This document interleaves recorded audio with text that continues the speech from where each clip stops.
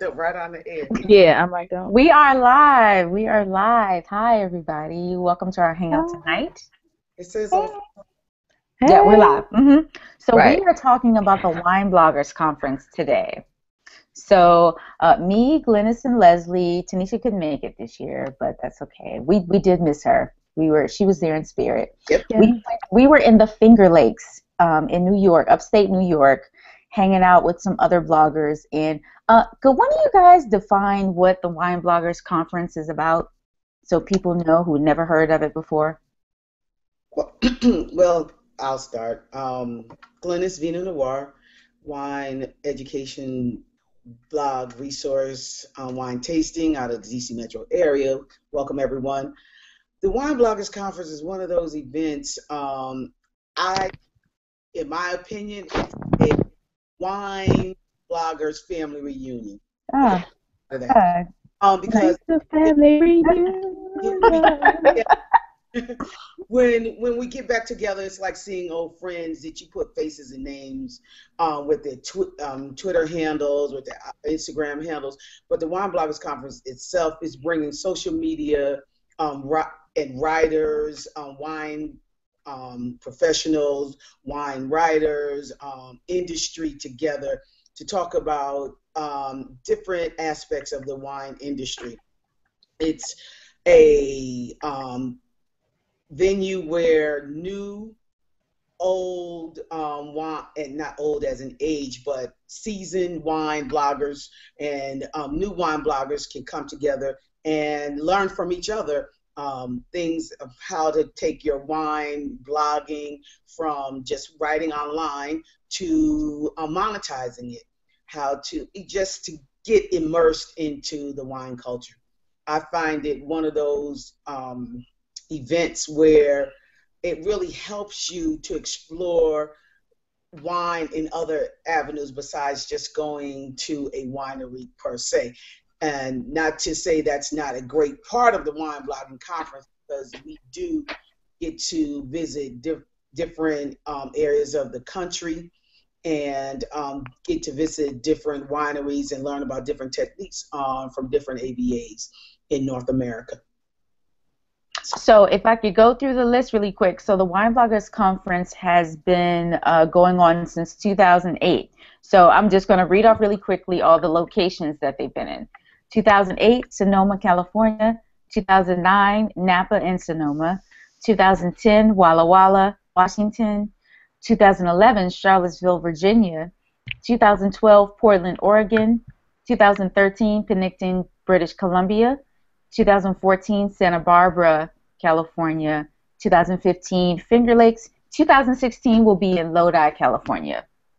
Woohoo! Yeah, Yes. so when we attend these conferences in different areas, it really gives us a chance to get to know the different wine regions throughout the Hmm. U.S. So, and that's the best part to me. We go on these excursions. There's a pre-excursion, a post-excursion, and there's one during where you just get on a mystery bus and they just take you to a specific winery and they create like a little heaven for wine bloggers. There's Yeah, wine and they there's do. food and it's just a great time. Hey, Leslie's here.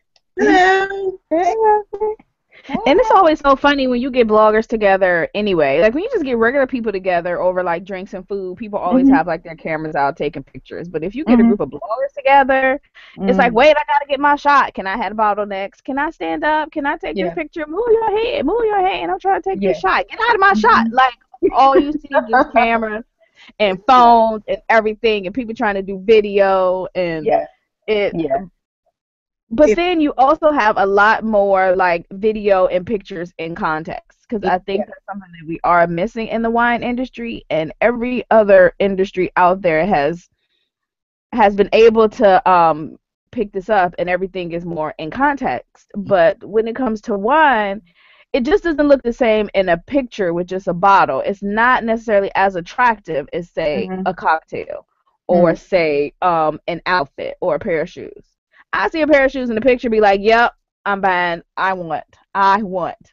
Mhm. Yeah. But to see a wine bottle in a picture, I'm not necessarily gonna fall out.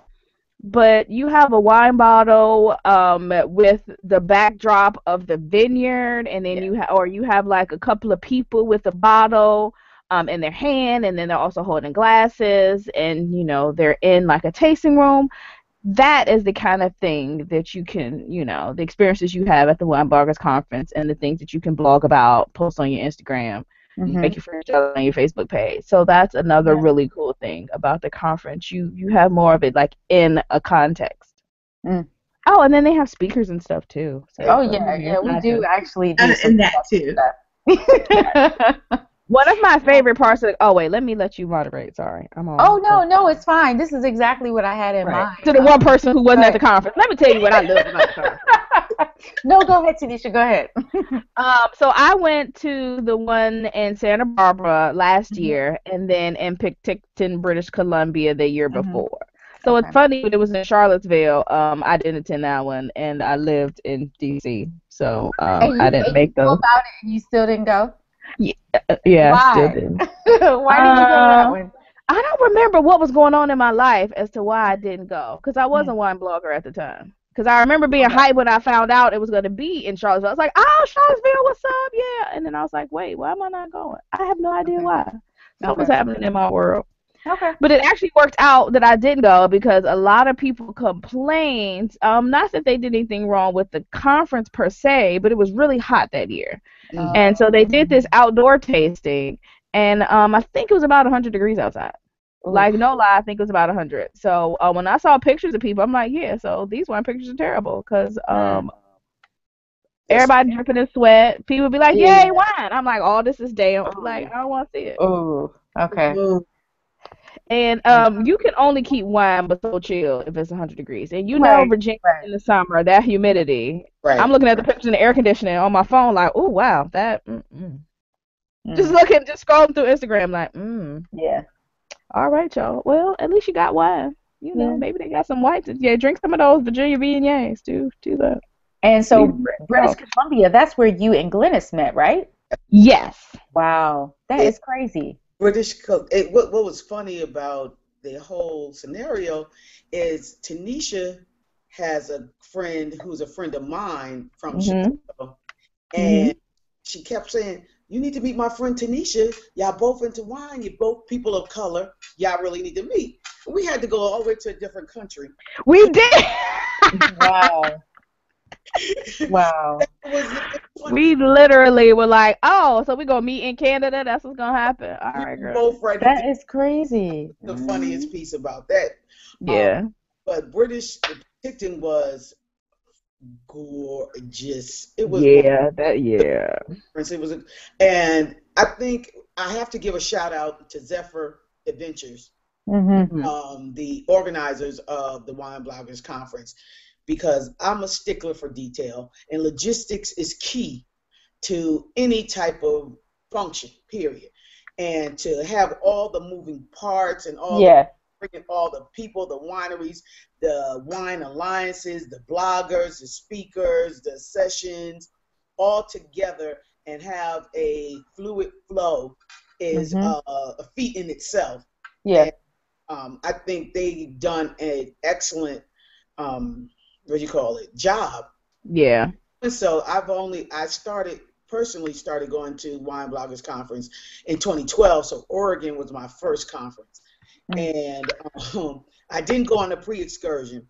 And as a newbie, I was like, man, because you could see the relationships that were formed for, some of the people who've been to several. And then a couple of the new bloggers who went on the pre-excursion they established relationships on the pre-excursion. So when they got to the conference, they didn't feel as green. Yeah. So, being a newbie, I was like, man, I wish I'd have went on a pre-excursion, but I had no idea what it was about. So and Penticton was my first pre-excursion. So I would totally recommend, because I don't think no one of you three have been on a pre-excursion. I haven't. And I to go on a pre-excursion, I'm telling you, it is so much.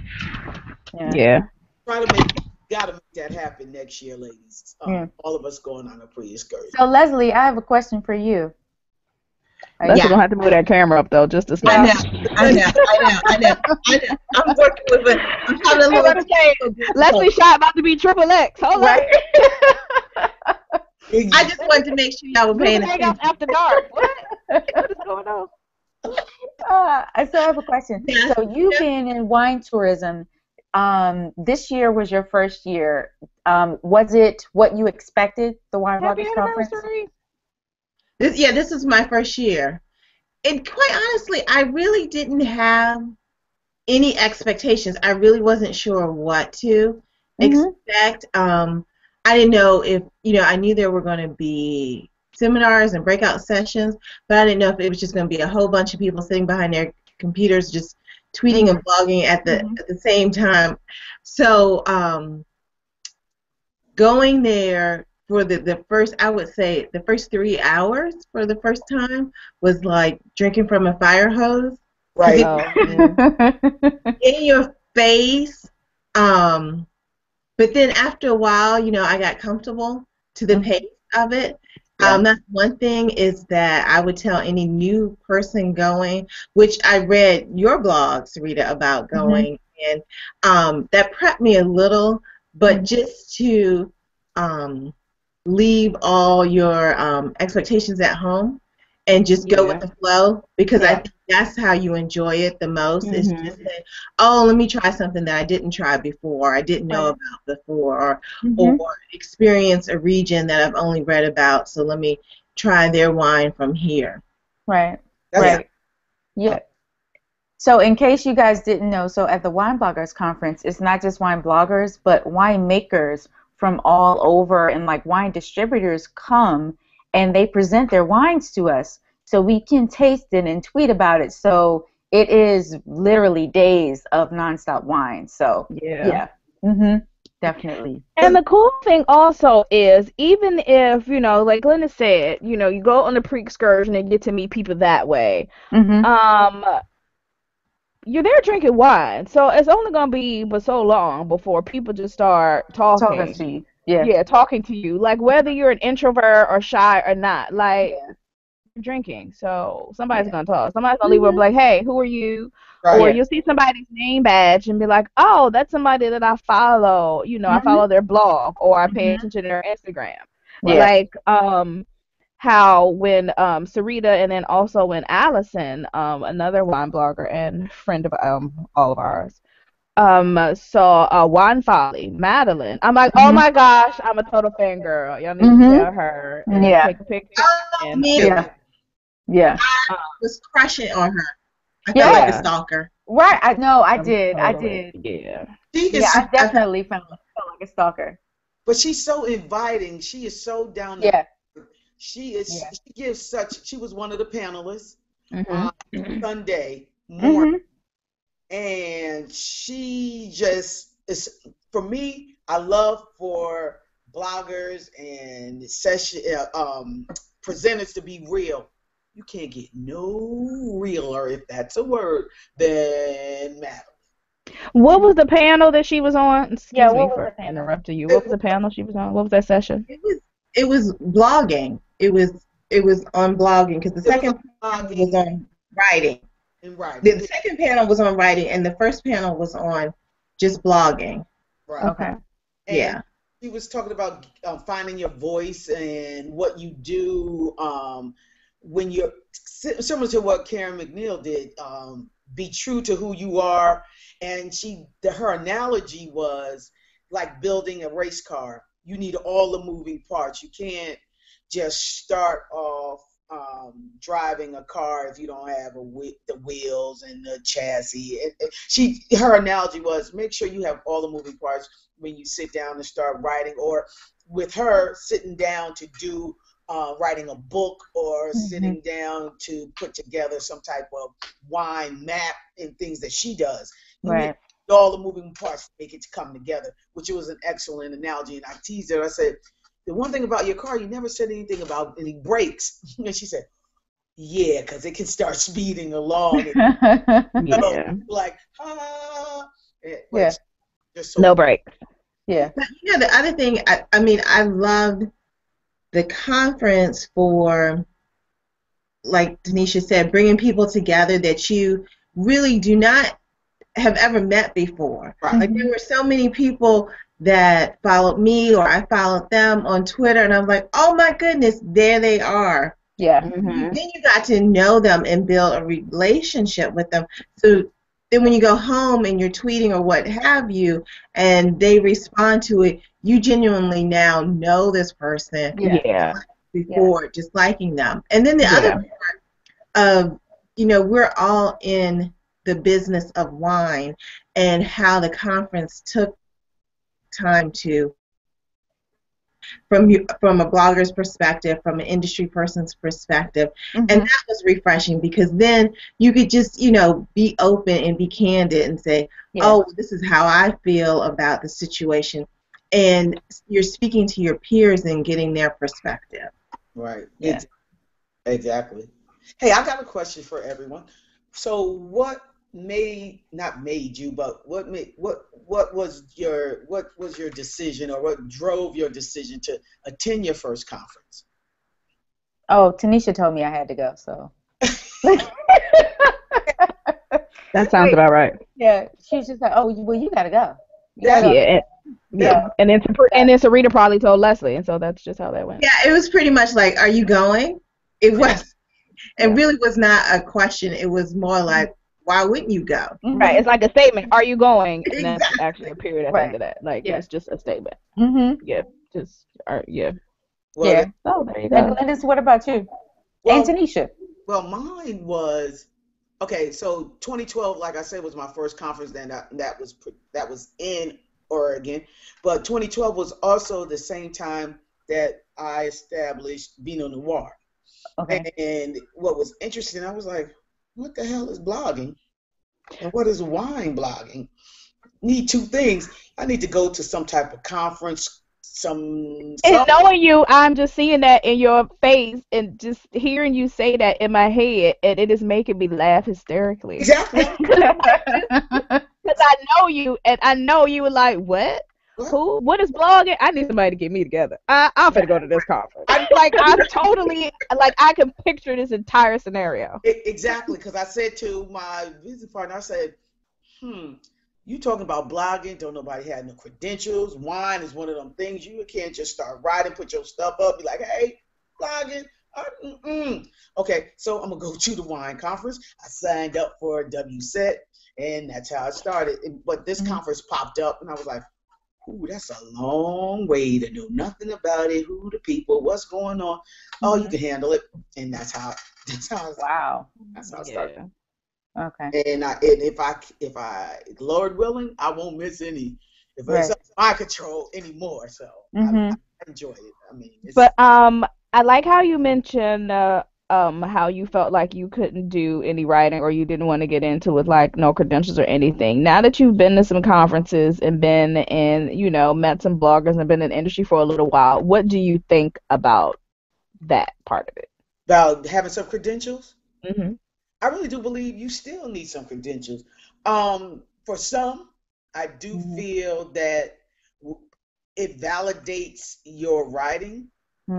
For others, it might not, because you might have some type of following in your blogging sphere where they just like the way you write and they trust who you are. But I think it really just depends on the individual themselves. Like you said, knowing my character and who I am, I'm like, because of being a scientist, it's like credentials. Okay, you got an engineer, you got yeah, you're not just gonna jump into something you aren't. Right. But I think that's very interesting, because how should I say this? You don't need I think there's some that culturally, okay, we tend to be very concerned about credentials and what we have. And then there are some cultures who are just like, I like wine, so I'm gonna just write about wine. And that's what they do. They they don't have any credentials, and they just write about wine, and they have a following of it. I think it is important to have credentials, especially if you are critiquing wine and you are presenting yourself as an expert. You should have something behind it. Right. I think if you are more from a lifestyle perspective and a social perspective, then maybe credentials may not be as important. But I do think it adds value. And I do think, depending on who your audience is, it makes a big difference. Right. Yeah, absolutely. It depends on who your audience is and exactly what you're trying to do with it. Exactly. Like, I love how you said culturally. Because I feel like when I started, I didn't see as many people of color, and by people of color I mean any people of color, any color, doing this. So I know the kind of things that people would say to me when I would be at events, and then I would hit them with, the letters after my name, and so that helped me get in places and get a certain level of respect, and people would pay attention. Whereas if I just showed up like, hey, I'm Tanisha, I drink wine, and I'm about to write a few words about it, it would have been different. So now when people look at me, they're like, oh, yeah, that's Tanisha. That's the one who, and then they could rattle off the list.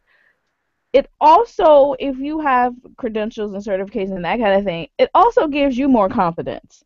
It gives you more confidence in your own voice, in your own writing.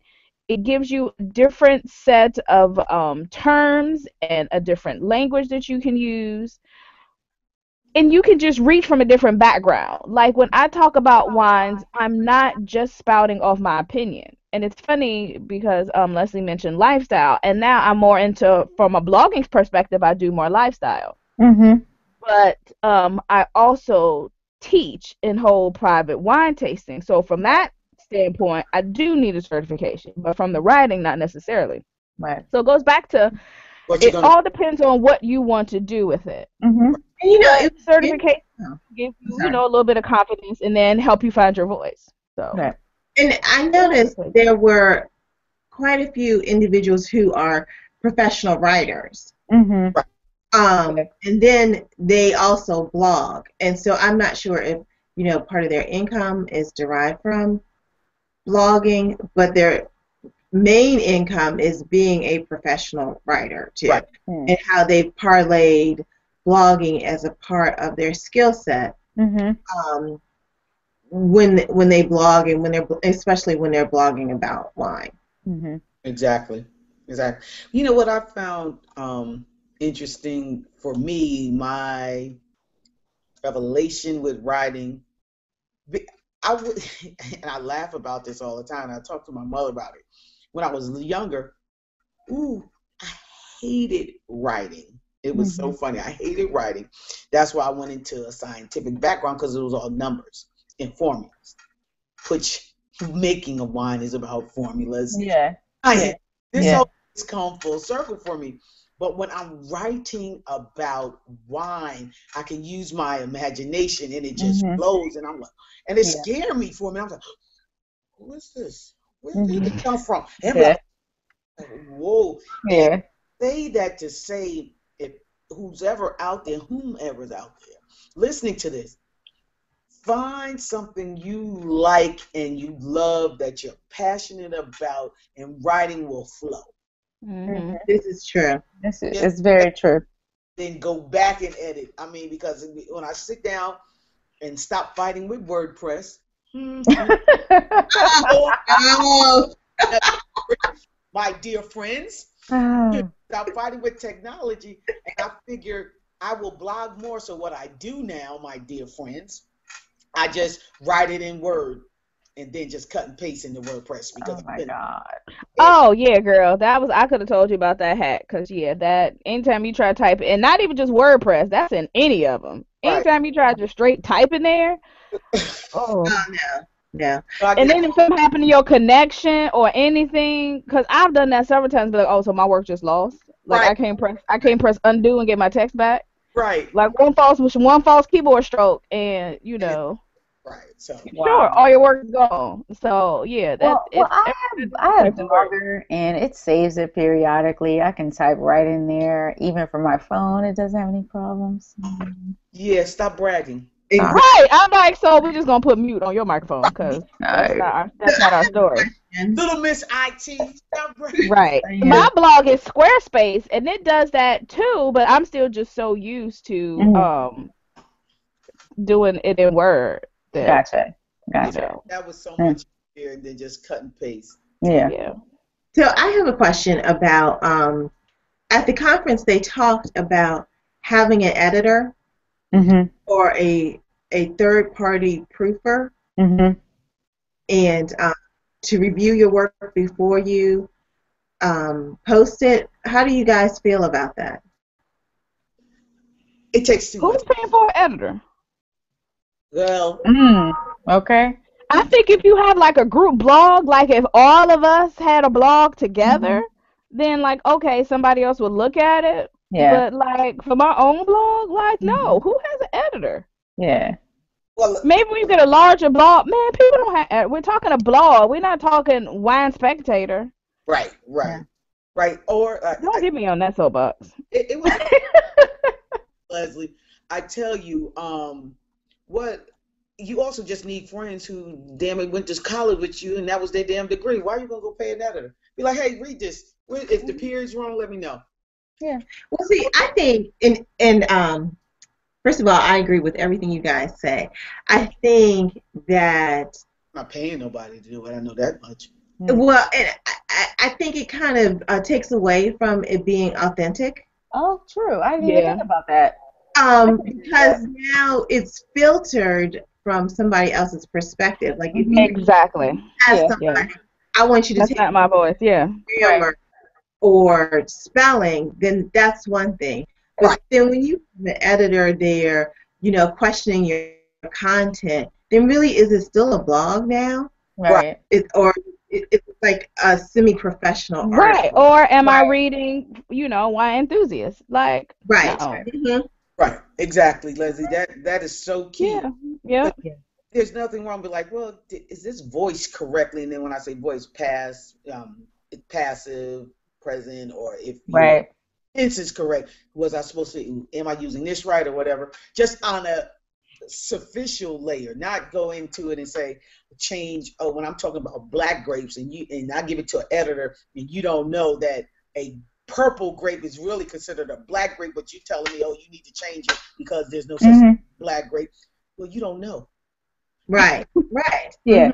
We say a white grape, and you look at the grape and say, oh, the skin is green because you are editor and you don't know anything about the grape. Yeah.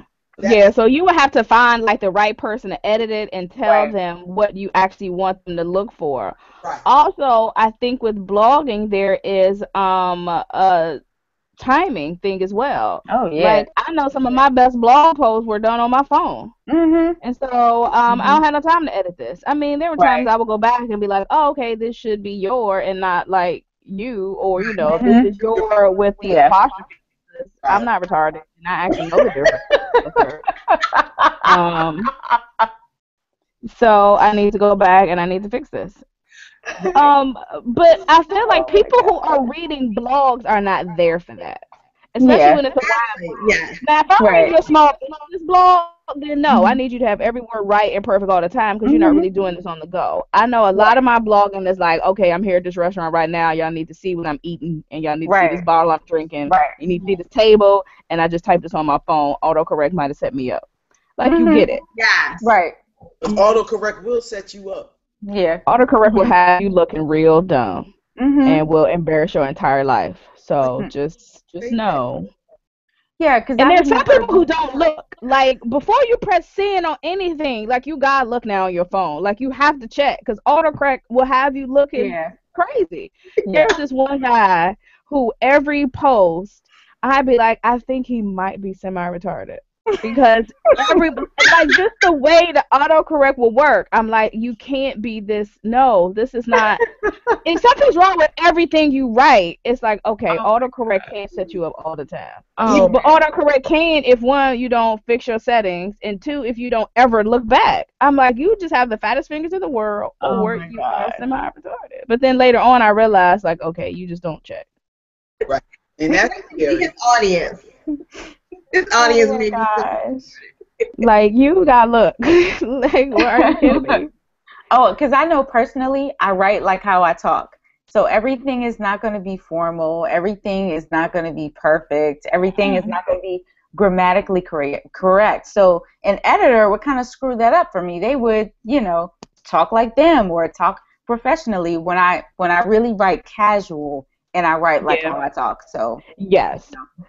And I think one of the sessions last year was they had a few professional writers in, and then they had no, you couldn't go because you had to leave out that Sunday. You left out early. But that session that everybody was talking about, how they had professional writers sit down and critique certain blog posts. Oh, and the one they just was not very nice to people. Oh no, they were super bogus. And the one guy, like, some of the comments he made on mine, I was kind of looking at him like, all right. But part of that was my fault because when I walked in there, and then after maybe 3 minutes, I was like, oh well, this just isn't the session for me. So I didn't get so mad because I was like, you know what, I just shouldn't even be in here. This isn't where I belong because this isn't how I want to write. This isn't how I want to talk. And then when he started, when the guy started talking about different writing samples and used them as examples of how exactly not to write, like one of them they ripped apart. And I actually felt bad for the person because I knew who it was because they did not do a good job of taking out any self-identifying things out of the blog post. So I'm like, y'all bogus for this. Right. But then some of the other, comments they made, I'm like, yeah, this just isn't. I'm like, you want us to write like we're writing for the New York Times. And no, that's not my voice. That's not what people want to hear. At least not my audience. My audience wants to know, what should I drink? It's Tuesday. I'm thirsty. Tanisha. Exactly. Pretty much. That was us. Like, that's it. Oh, your audience. Yeah. And I also think it takes time to find your audience, but you should know your audience. If you go to your audience with writing like palette press, like there is a market for that. There are people like us. I think that's something that people in the wine industry or the people that have a certain level of knowledge within wine, that's the kind of thing that they want to know. They want to know current events in the wine industry and, how the crisis with the Greek economy, how that's affecting their wines and how the heat wave that, they had in Europe this summer for a couple of weeks when it was in temperatures topped, 95, 100 degrees, how that's going to affect the harvest in a few weeks. Things like that are things that we would want to know. Right. But certain audiences, they're like, I'm pretty sure I don't care. Yeah, I know my audience wouldn't care about that. I know my audience, like the questions they ask me, hey, Tanisha, it's Wednesday. I'm about to have veal and rice. What should I drink? Or I got this bottle. Here's a picture. What's in it? What do these words mean? Like, so those are the kind of things that I need to talk about to my audience. How to read a wine label. What wine goes with what. How to entertain with wine. How much wine do you need for a party? If I'm celebrating, what wine? How do I read a wine list? I'm at a restaurant. How can I pick something good? How can I impress my friends? Like, these are the kind of things that they want to know. Yeah. So I can't write that in the most formal way because that's more of a conversation. Right. I talk to my writers like I speak. So that's why I started doing video, because also I would put my sense of humor in there, and sometimes that doesn't come across as rich. Like, you'll read it and be like, wait, what? But if you know me and read it in my voice, and you be like, oh yeah, I get it. Okay, yeah, Tanisha, great. Yeah. But you're not going to get that written. So again, know your audience, try different things. Right. And then since I do have the certifications, like, I can still go back and forth between, okay, now let me talk exactly about, this grape and how it is affected by the heat and the soil and the sunlight. And then when I tell you about that, I can do it without being completely nerdy, but explain it to you in a way that lets you know, oh, okay, this is what I'm getting in this bottle. Because that does come into play. Right. Why do I like right bank Bordeaux more than I like left bank Bordeaux? Mhm. Why do I like California Cabernet, but yet I don't like Cabernet from Chile? Like why, why these Right. differences? Right now. Those are things that you can, Mhm. oh, you drink a California Cab? That 120. No, that's Chile, right? I'm like, wait, what is that? Santa Rita Santa was Rita. Okay, California. Yeah. at gifts. Santa Rita by the liter. One Cabernet Sauvignon 120. What's interesting when I got the email that we were gonna do this, and I knew I was gonna be in Orlando and traveling, I was like, I can't trust that I'll find something that I really want to talk about on this. All things fit right in the suitcase from the conference. This Nice. 750 milliliter of this 120. It's called 120 Cabernet Sauvignon. Mhm. Santa Rita. It's only $5.99 a bottle. 750. Yeah. It is freaking phenomenal. Y'all know, Yeah. girl. Oh, yum. I'm sitting here like, okay, where can I find some more of these? Yum. I haven't opened up the Sauvignon Blanc because we got the little Sauvignon Blanc bottles too at the wine conference. Swag gifts you get at the wine bloggers conference. Yeah. You do come away with stuff. Yeah, Give you big time. stuff we came away with, but I couldn't bring it down here to Orlando because I drove to Finger Lakes. But I was like, yay! This Chilean That's Cabernet is funny. phenomenal. I'm telling you, a 750 milliliter bottle for $5.99. Depending on where you are, it might be a little bit more. But for the quality, the structure, the flavor, the finish on this, Mm. So I have a question. How did everybody like Finger Lakes wine? good question. Okay, Leslie, you want to? All right, everybody answer all at the same time. All your answer at the same Okay, time. so Wait, wait. I think let me put it this way. I think Finger Lakes wine is like Maryland wine, Hmm. in which there are some varietals they just knock out the park. Right. Like if you ever in your lifetime want a Riesling, Please go. look Please go to Go to Finger for Lakes. Finger Lakes. Yep. Finger Valley, look for Finger Lake, look for them. Now, I will say that they're reds, and I think this goes back to the whole discussion that we had about having certification, having a wine education, or what have you, that with their reds that it is challenging for a climate in upstate New York to have Absolutely. which you would look at as your classic bold reds. Now we Yeah. did find They one. can do it. We found one, Yes. and we actually found a couple of them, but just like Maryland, the grapes were not from that region. Yeah. Mm. That the winemaker imported the grapes from another region and did a phenomenal job. So I have to say that what they do well, they showcase that very well. Yeah. And I agree that they should continue to showcase the Mhm. varietals that they do well. Mhm. Mhm. That's an excellent summation. Yeah. I must say, I almost when and this is funny because I didn't go to as you all know, I didn't go to where were we, Santa Barbara, Mhm. so because of family issues, so they transferred my registration. Thank you, Alan. Right, to the next year because of the death in the Oh, family. that's what up. Yeah. That's fantastic. That was really Yeah. phenomenal, and I really appreciated that. That's the kind of folks the Zephyr Adventure people are. And what I found, and you go with preconceptions automatically. I was like, and I'm a big bold Cabernet Pinotage girl. Those are my favorite varietals. California Cabs, South African Pinotage are my favorite. I was like, I'm going to Finger Lakes. I don't want to drink this. And that attitude, that's why I almost didn't go.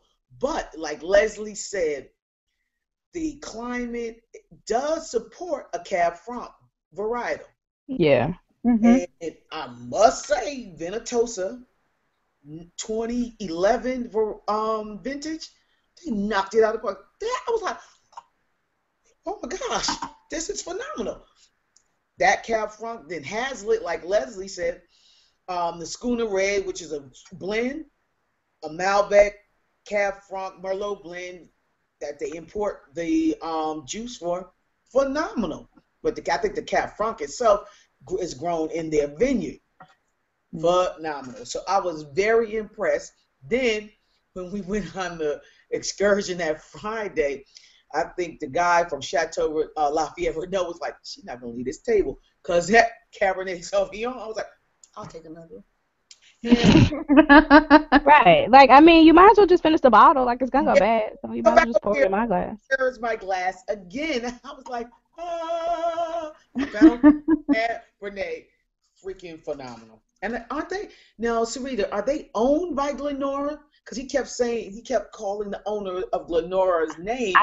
I think so, but I'm not sure. Okay. I'm not sure because the owner of Glenora has several.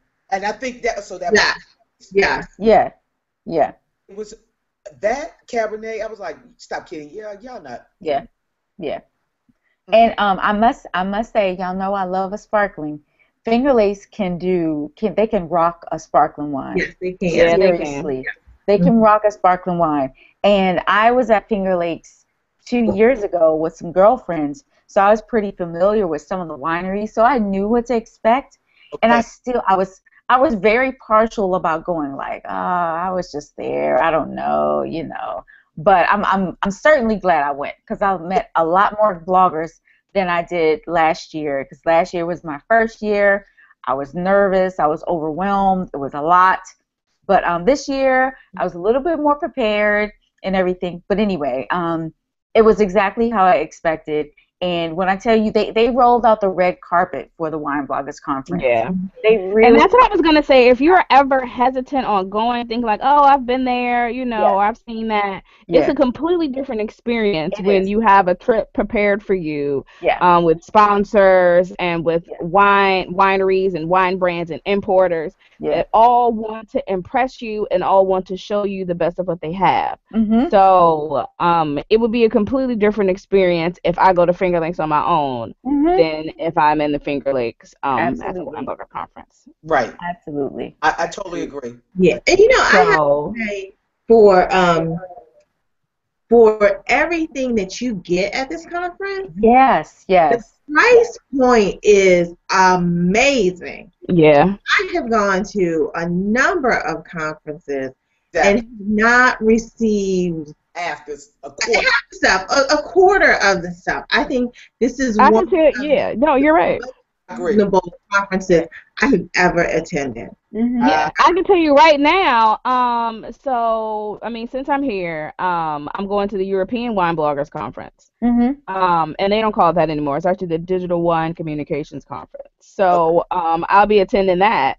And I did the early bird registration and then like a discount, and that's still way more than I paid for the other, the North American Wine Bloggers Conference. Mm-hmm. Now, I will say there is a big difference in the level of content. And by level of content, I mean just the variety of sessions they have.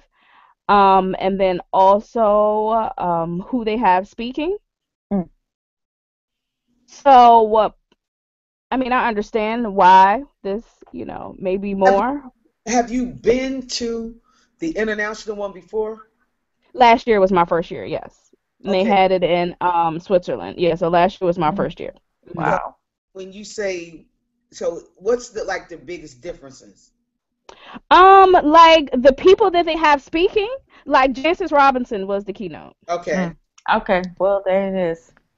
So that's for starters. Then they have other it's in there you have a few wine bloggers, but then you have a lot of people that are wine distributors, wine importers, wine just people in the industry. So it's not as blogger focused. Oh, okay. It's more wine industry and just wine writing in general. Okay. So it's you have sessions on how to get your word out there, how to take. I mean, you have a few sessions on like how to take better pictures and things like that. But it's sessions on tasting, It's more of not blogging, but more like the behind the scenes and getting you ready Oh, for okay. blogging, I Mm-hmm. guess. Where is it this year? Bulgaria. Bulgaria. Oh, that's Oh, gonna. wow. Oh, my gosh. That's Ooh. going to be nice. So here's the thing. So wish me luck. I applied for the pre-trips. So I wanted to go on the pre-trip to Istanbul and Mm-hmm. then Turkish Oh. wine country. So Mm. fingers crossed I get that. I had to scramble to try to get in and apply to that. So I'll know beginning of September. Oh, my goodness. All right, stop. So the International Wine Bloggers Conference do pre-trips to other countries? But I mean, the thing is, like because that was one of the trips. The other trip was Greece. Oh. Yes. Oh, my gosh. So yeah, they do other countries. Oh, my Mm. God. Wow. First of all, Yeah. excuse my language, you just shitted on our whole little No, wine. and I didn't mean to do that. Rita, you're feeling me on this. I'm sorry. And that's why I was hesitant to say it, but like it applied because you were just talking about the price, and I'm like, yeah, the price this is different. And I will say, I feel like it's just weird having gone to both. I feel like once they finally do get the European conference, like when you do get the content and you do know what's going on and you get there, like I like that. Like I like the level of like the seminars and that kind of thing that they have there, Mhm. but they don't have things as together in advance or like for you to be able to prepare for as say the North American conference. Gotcha. Like at this point, like the conference is in October. I just applied for the pre-trip. I'll find out September 1st. We don't know what the sessions are yet. Oh, okay. There's a post-conference like day trip, kind of like how not a full day trip, but they like take you on a tour of different places and you get to pick which ones you want to go on. They haven't posted where that's going to be yet. Oh, wow. Okay. Okay. So Okay. I'm saying that to say like it's different. I definitely want you all to come one year. Like one year, like we all need to go and just experience it and, just go. And then also so I won't be the only black girl there. You were missed, Tanisha. Because last year I was like, so it's just not gonna be nobody else here. That's how we're gonna do this. All right. Well, I was looking around too, like, so just know. I searched all over, couldn't find nobody. No, I looked high and low. All right, my church people know that. Anyway, my saints know what I'm talking about. But anyway, well, couldn't find like nobody. we were talking about before with this with the North American one. The first one I went to in 2012, it was like 3 or 4 of us. Yeah. And I was like, whoo, when Diane told me, well, you got to meet Tanisha, she's going to be at the next. I was like, oh, where's she? Hey. Right. And you don't have to look hard. Like, you just see another person. What's up? And you be so hyped. Uh-huh. Yeah. And it's sad it's like that. But, I mean, it is. Right. Wow. And I still be feeling the way when people act funny. They be like, oh, hello. It's just me and you. We finna talk this out. No, nope, and no. No. Oh my gosh. That's so funny. But I have to say, it was diverse on a number of levels. Yeah, there's quite a few more there this year, T. Okay, good. And brown people also. Yeah. Yeah, it was quite a few more. Nah, so people just getting in on this whole blogging thing, huh? They are. Yep. Maybe that's what it is. I laugh about this. I was like, I wonder if it's because what we're doing and we're reaching out to more people, or they see that we're people of color, and they're like, us feel like, oh, okay, yeah, we can go. It ain't just them. Yeah. Well, and what's interesting, in some of the seminars and then offline, people did approach you to talk about the lack of diversity in the industry, and that's always so weird. Yeah, we got that quite a bit. Yes, even this year, right? This year. Yeah. Yeah. Yep, that was interesting. That he even got invited to do a trade show in New York. He was like, yeah, hey, and he was kind of squeamish. He's like, hi, what do you think about coming to New York to So you was already turned off. You were already like, and no, just because you are hesitant. And no, I don't need no nervous Natalie's like, I'm not doing it. It wasn't like that. He was on the panel. He was just really shocked. He was on the panel the day before that we went to the business of wine. The guy with the man bun. Mm-hmm. Okay, I'm gonna ask you more personal questions when we not live, but that's fine. I'll wait till we get offline. I get back to my corporate America voice. We'll take that offline. Right. But Thank you. really, Oh my gosh. it was really good. It was good. I was interested in, well, McCarty. I don't know if it's gonna come to fruition or not, but it is what it is. But I found it really interesting. Michael wants to do a expose or a written piece on us. And he approached us. I was like, well, that's Vino 301. Is buying me up. Sure. Hey, let's whatever you want to do. Mm-hmm. Want to write about us? Go ahead. Girl, me just send him my headshot. Oh man. Right. Coming back. We need to do that. Maybe. Okay, I'll talk about that offline. Sorry. Oh, okay. Got off track. Right. But yeah, so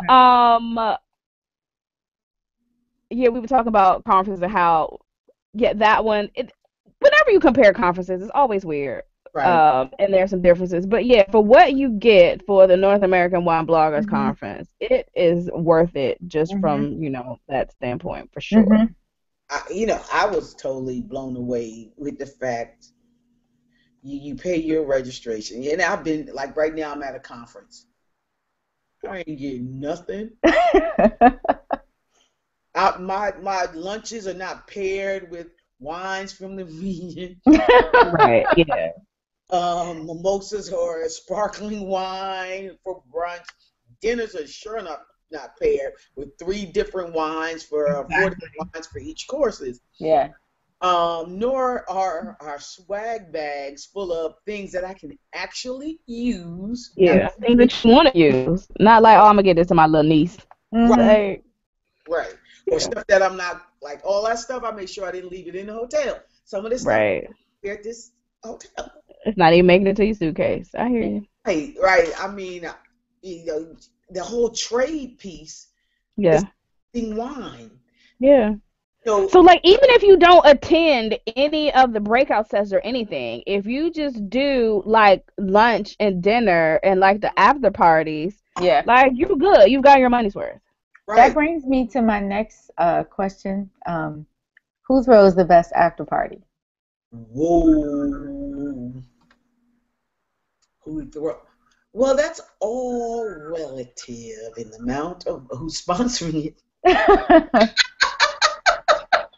But what this year, the 2 that topped my list was the Sanderman's Port. Oh yes. Yeah, that was a good one. Much impressed by. I like that they were there. I appreciate that they were there because I know I see them at the liquor conference that I go to. We'll talk about that in a second. Yeah. Because y'all want y'all mind blown. Y'all got mad with the European conference. No, we'll talk about that in a minute. But I like that they are approaching wine bloggers and remembering that they are actually a wine. So see, I was only invited to 2, so that the other one was for me was Highland and Solena. Solena was good. Phenomenal. Very April, Henning, got screwed up. At Sacred Drop. Okay, yeah, Sacred Drop. Very invited. She's always been She's always so nice, yeah. And she always presents some great Oregon wines, and I think her event was a lot of fun. It was a lot of fun, and the wines were Oregon. Phenomenal. Yeah. Right. Did you do? Did Jordan do their party this year? Oh, I thought Jordan's was good. Yeah. Yeah, I like Jordan. Yeah. And I just mentioned Jordan because they are like that's somebody that will always have an after party. So, Gotcha. like, they're always about to do something, and it's always going to be, well attended. Question. Everybody knows they always do it. My question is this, and I heard this from other people. And this is I won't say negative. I'll think about the adjective to use, but with this conference, these after parties, it's like a sticking point for some of the attendees. Mm-hmm. And not necessarily new attendees, because you really need to have gone to one or two and gotten to know somebody via Instagram, Twitter, or have gone before and you develop a relationship. The invitation piece to these after events, I've heard from some of the attendees like, well, I don't, from a negative context, I don't get invited. I don't know. I'm not in the in crowd. That's something to explore. What is the mechanism to get invited? What is the So here's the thing with that. I don't necessarily feel that there's an in crowd. I think people just need to work a little more on building relationships. Yep. Like, people invite who they know. So it's not an in crowd. It's, these brands and these wineries and these winemakers have relationships with these people. And these are people that they have reached out to through Twitter or, have been highlighted on various blogs. And so they have built a relationship with these people. Like, there are, relationships that I built with people. And so they email me now, hey, are we going to see you? No, I'm not coming to America right now. So, like, oh, sorry, I miss you, blah, blah, blah. But it's about building relationships and not just standing back. Because you can stand back and be like, well, I'm not invited to no party. I'm not in the in crowd. Right. Okay, well, figure out what these parties are about. Who's having them? Just worry about yourself. And figure out. It's kind of what I'm going to say. Worry about yourself and building your relationships and making your blog great. Because if your blog is great and people know about it, then people will want to be around you, people will want to talk to you, and people will want to invite you to things because they want to be featured in your blog, or they want to know about you, they want to know more about your blog, they want to meet you. Yeah.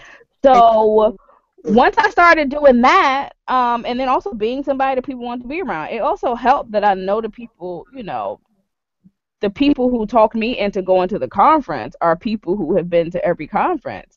And so, I kind of started building relationships that way by getting introduced to people. So, I mean, you just got to find your way in. But it always, not bother's not the word, but it just always, I feel a way when people just kind of step back and say, oh, I'm not invited to that.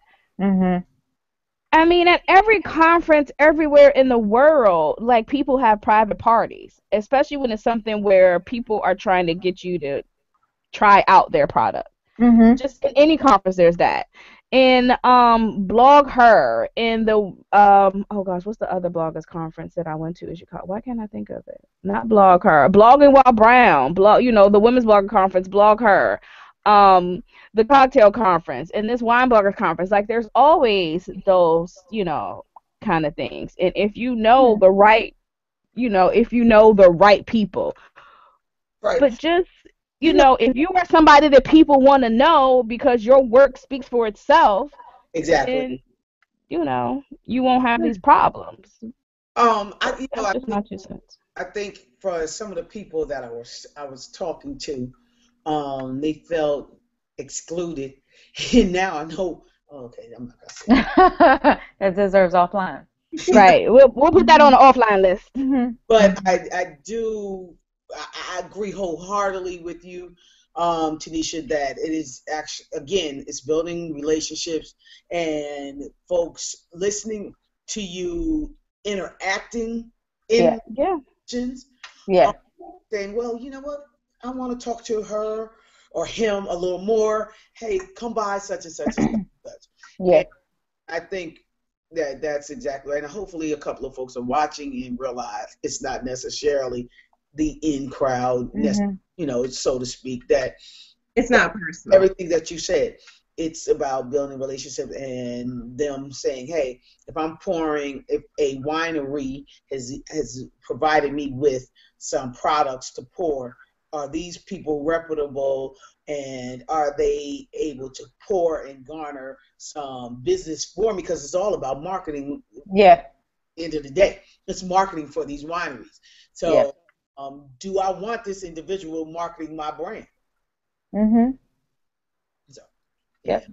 totally agree. I totally agree. Pretty much. I love the Wine Bloggers Conference. I just can't say enough about it, and it's like, Yeah, I'm sad I had to miss it, but I'm Mhm. like, no, not in this world, in this, Yeah. no, not this time. Mhm. so Even though I know people who doing, both. Like I know Sharon Parsons. I know you know her from Spas Wine and Food. Yeah. She does the that conference, and then I know I'll see her in Bulgaria. Wow. Because that was the first person I talked to when I went to Switzerland last year. I was like, oh, it's Sharon. Hey, Sharon. Because I remember the purple hair. Yep. So she's like, oh, you're here. This is fantastic. Oh, my goodness. She was like, have you been? And she was like, this is your first one, right? I was like, yeah. So she's like, let me introduce you to my friends. I come all the time. Yep. I was like, okay, girl. And she introduced me to like 20 people. I was like, I'm not going to remember all these names. Right. Sharon. But yeah, so Sharon was my in. Sharon's a very good person. Mm-hmm. She was one of the first people in Portland. Was like, can I sit next to you? That's what she said to you, or you said that to her? Oh, that's what she said to me. I was sitting there, because you know me, little Miss Pollyanna. I'm getting to the session like, hey, okay, gotta get my seat ready. Right, Yeah. glasses on, glitz in the front. I be in the back late, sunglasses, coffee. Huh? What time is it? All right. Sure. And then we just started, but the city girl in me was like, Zana, stop looking at me. Y'all my friend. Oh my gosh. Then started listening to her. She retired, and she started talking about all the places she traveled to. I'm like, listen, if y'all not friends with her on Facebook or follow her, she is always somewhere. And I don't mean somewhere like, hey y'all, I'm in Miami. Hey y'all, I'm in Chicago. Hey, no, she's like, hey, so we're in Australia tasting some wines. Hey guys, we're in Kenya riding giraffes and we're tasting some red wines here. What's up? Shout out from Chile. Like what? Owner. I'm like, really, Sharon? Like, good morning. We're having some authentic Colombian coffee. We're gonna taste some wine in a few minutes. Look at the backdrop, girl. What is your life about? Right. Okay, but I gotta go. Okay. So I love that abrupt ending. All right, girl. Yeah. Thanks for joining us. Hey, thanks, guys. because I need to know the off here.